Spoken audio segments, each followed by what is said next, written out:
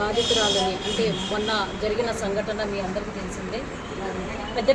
పెండేకల్ గ్రామానికి సంబంధించి బాధితురాలని పరామర్శించడం జరిగింది. ఈమె పైన నరసింహులు అనే వ్యక్తి, తలారి నరసింహులు అనే వ్యక్తి ఈమె పైన అంటే తీసుకెళ్ళి నమ్మించి నిన్ను ఊళ్ళో దింపుతానని చెప్పి తీసుకెళ్ళి ఆమె పైన అత్యాచార యత్నము, అదేవిధంగా అత్యాయత్నం జరిపారని చెప్పి అమ్మాయి చెప్తుంది. ఎందుకంటే అమ్మాయికి డౌట్ వచ్చిన వెంటనే ఆ బండి స్కూటీ మీద నుంచి కింద పడిపోయి ఎలాగైనా తన మాన ప్రాణాలు కాపాడుకోవాలనే ఉద్దేశంతో మెయిన్ రోడ్డుకి పరిగెత్తి ఇంకా వచ్చిన వాళ్ళని అడుక్కొని అమ్మాయి సేఫ్గా ఊరికి వెళ్ళి జరిగింది. నిజంగా ఇది చాలా బాధాకరం.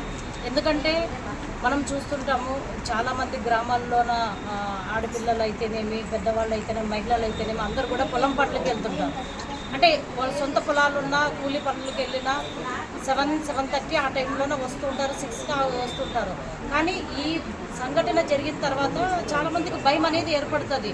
ఇట్లా వెళ్తే మాకెందుకు మాన ప్రాణాలకు కూడా ఉండదేమో, సరిగా మాకు రక్షణ ఉండదేమనే భయంతో చాలామంది మహిళలు కూడా ఇప్పుడు బాధపడుతుంటారు. కానీ నేను ఒకటే చెప్తున్నాను, ఇక్కడ నేను రావడానికి ముఖ్య కారణం ఒక సాటి మహిళగా ఆమెని పరామర్శించాను. ఎందుకంటే ఆమె సర్పంచ్ పార్టీ ఏదైనా సరే ఆమె పైన జరిగిన దాడిని నేను తీవ్రంగా ఖండిస్తున్నాను. అట్ ద సేమ్ టైం ఎవరైతే తలారి నరసింహులు ఈ దాడికి బాధ్యుడైనాడు వాళ్ళని ఆల్రెడీ ఎఫ్ఐఆర్ అయింది. నేను మధ్యాహ్నమే సిఐ గారితో కూడా మాట్లాడాను. ఇమ్మీడియట్గా ఆయన్ని అరెస్ట్ చేస్తామని చెప్పారు. ఎందుకంటే ఆయన కూడా ఏవో దెబ్బలు తగిలినాయి, ఆయన కూడా తీసుకున్నాడు, అంటే వైద్య పరీక్షల నిమిత్తం ఆయన ఎక్కడో వేరే చోట ఉన్నాడని చెప్పడం జరిగింది. మేము ఒకటే చెప్పాము సిఐ గారికి, ఇది ఉమ్మడి ప్రభుత్వం, చంద్రబాబు నాయుడు సారు ముఖ్యమంత్రిగా ఉన్నప్పుడు ఏ మహిళపైన దాడులు జరగడం అనేది ఆయన సహించారు. ఎక్స్పెషల్లీ మహిళా హోమ్ మినిస్టర్ ఉన్నారు. మహిళా హోమ్ మినిస్టర్ అండ్ ఇప్పుడుండే గవర్నమెంట్ కూడా చాలా స్ట్రిక్ట్గా ఉంది. కాబట్టి ఇలాంటి దాడులు ఏవి జరిగినా కూడా ఇమ్మీడియట్గా ఆ బాధితులకి కఠినమైన శిక్ష పడాలని చెప్పి నేను ఇక్కడ డిమాండ్ చేస్తున్నాను. అట్ ద సేమ్ టైం ఆ శిక్ష పడే విధంగా కూడా మేము చేస్తాము. ఎందుకంటే వీళ్ళని చూసి ఇంకొకరు ఎవరు కూడా ఇట్లాంటి దాడులకు తెగపడడానికి వాళ్ళు భయపడాలి.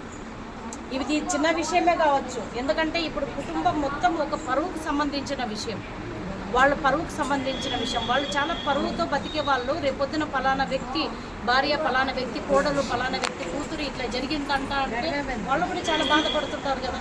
కాబట్టి ఎవరైనా కానీ ఖచ్చితంగా కఠినమైన శిక్ష విధిస్తాం. అక్కడ ఏ హోదా కానీ ఏ పార్టీకి కానీ సంబంధించింది కాదు. ఆ వ్యక్తి ఎవరైనా కానీ ఆయన గవర్నమెంట్ ఉద్యోగి అంటున్నారు. మేము కూడా ఖచ్చితంగా ఇది ఎమ్మెల్యే గారి దృష్టికి కూడా మేము తీసుకెళ్తాము. ఎమ్మెల్యే గారి ద్వారా కూడా ఒత్తిడి తెప్పించి అతనికి ఇమ్మీడియట్గా ఆయన్ని జైల్లో పెట్టే విధంగా మేము తీసుకుంటామని చెప్పి ఈ సందర్భంగా తెలియజేసుకుంటాము. సాటి మహిళగా ఇలాంటివి ఏ దాడులు జరగకూడదని ఇంకొకటి ఇప్పుడు ఎస్ఐ గారి పైన కూడా వీళ్ళు కంప్లైంట్ చేస్తున్నారు. బట్ మేము అధికారులకు ఒకటే తెలియజేసుకుంటున్నాము, దయచేసి ఒక మహిళ పోలీస్ స్టేషన్కి వచ్చినప్పుడు మీరు తప్పకుండా వాళ్ళని, ఎంతో బాధ ఉంటే తప్ప మహిళలు పోలీస్ స్టేషన్ వరకు రారు. ఎందుకంటే గడప దాట బయటకు రాని మహిళలు పోలీస్ స్టేషన్కి వచ్చి కంప్లైంట్ చేశారు అంటే వాళ్ళు అన్నీ వదిలేసుకొని మాకు ప్రాణాలకు భయంగా ఉంది, ప్రాణరక్షణ ఇవ్వండి మహాప్రభు అని చెప్పి మీ దగ్గరకు వస్తారు. అలాంటి వాళ్ళని మీరు ఖచ్చితంగా వాళ్ళు బాధలు విని కూర్చోబెట్టి ఫస్ట్ ప్రియారిటీ మీరు మహిళలకి కల్పించవలసిందిగా నేను ఇక్కడ ఉండే డిపార్ట్మెంట్ని కూడా నేను కోరుతున్నాను. ఎందుకంటే డిపార్ట్మెంట్ వాళ్ళు ఇమ్మీడియట్గా యాక్షన్ తీసుకుంటారు.